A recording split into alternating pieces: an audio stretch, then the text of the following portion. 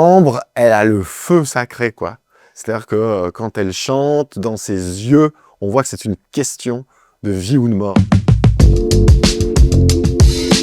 Tu as pu justement rencontrer des élèves belges qui ont participé à la Starac. Moi, je pense à Elena. Pour toi, c'est quoi, pourquoi est-ce que ça marche aussi bien, par exemple, pour elle? Si on avait la recette, on l'appliquerait tous, évidemment, mais on peut dire 2-3 trucs sur Elena. Je pense que Elena, elle a une grande authenticité, mais une vraie authenticité. C'est ça qui est super compliqué, parce qu'on le sait, dès qu'on est dans la lumière, dès qu'on est sur scène, dès qu'on est observé, c'est tellement compliqué de rester soi. Je ne sais pas si l'Elena qu'on connaît, c'est vraiment la Elena que sa famille connaît au petit déjeuner, j'en sais rien.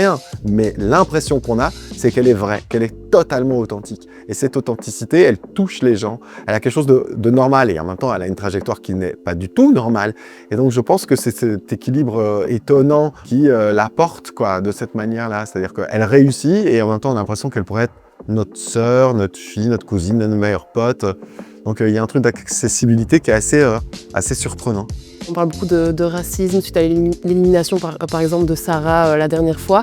Toi, avec ton regard peut-être de personne qui a participé en tant que prof et même ton regard un peu extérieur, t'en penses quoi de tout ça, toute cette polémique qui peuvent entourer un tel programme télé? En fait, la Starac n'est pas le sujet. Le sujet, c'est y a-t-il ou non un racisme un peu institutionnalisé dans notre société? La réponse est oui, évidemment. Et puis alors, tout le monde ne sera pas d'accord et plus vous serez en désaccord avec ce que je suis en train de dire, plus vous devriez vous interroger sur votre rapport à la différence. Ce que je dis là, c'est enfoncer une porte ouverte, mais les réseaux sociaux donnent la possibilité à monsieur, madame, tout le monde de poster les pensées qui, par le passé, restaient dans le cadre d'un salon ou d'un comptoir de bistrot. Aujourd'hui, on l'écrit et c'est vu au-dessus de tout le monde. Et puis les gens s'entraînent là-dedans. Et voilà, moi je pense que le problème évidemment n'est pas à la Starac. Le racisme est présent.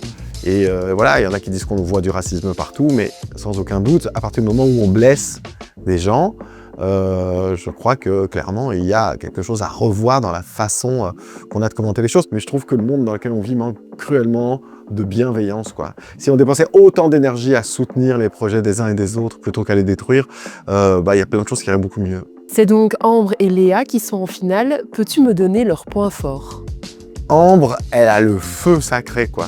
C'est-à-dire que quand elle chante, dans ses yeux, on voit que c'est une question de vie ou de mort. Et cette urgence, à 18 ans, c'est un cadeau.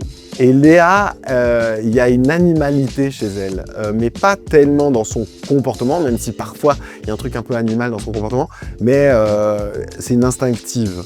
Donc c'est une fonceuse. Et ça, c'est aussi une de ses grandes forces.